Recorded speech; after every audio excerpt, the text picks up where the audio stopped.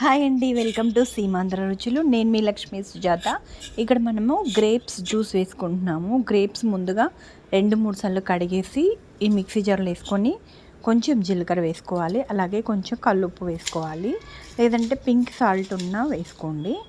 ఇప్పుడు ఆ గ్రేప్స్ తీయగా ఉన్నాయా లేదా చూసుకొని వాటికి సరిపడా కొంచెం షుగర్ అవసరమైతే షుగర్ వేసుకోండి, లేదంటే బెల్లం వేసుకోండి, అది మీ ఇష్టం. నేనైతే ఇక్కడ కొంచెం షుగర్ వేస్తున్నాను, మరి పులుపు అయితే లేవు గ్రేప్స్. ఇప్పుడు దీన్ని మిక్సీ పట్టుకోవాలి, బాగా మెత్తగా అయ్యేంత వరకు, అంటే జ్యూస్ వచ్చేంత వరకు మిక్సీ పట్టుకొని జ్యూస్ వడకట్టుకుంటే మనకి జ్యూస్ అనేది రెడీ అయిపోతుంది. దీన్ని ఒక అరగంట సేపు ఫ్రిడ్జ్లో పెట్టేసి తర్వాత సర్వ్ చేసుకుంటే సరిపోతుందండి.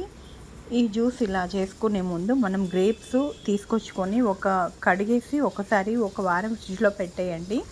తర్వాత మళ్ళీ జ్యూస్ చేసుకునే ముందు 2 సార్లు బాగా శుభ్రంగా కడిగి వేసుకుంటే మనకి జ్యూస్ అనేది బాగుంటుంది. ఆ గ్రేప్స్ అలా ఉంటాయి కదా, అప్పుడు మనకి తీపి అనేది వస్తుంది గ్రేప్ జ్యూసు.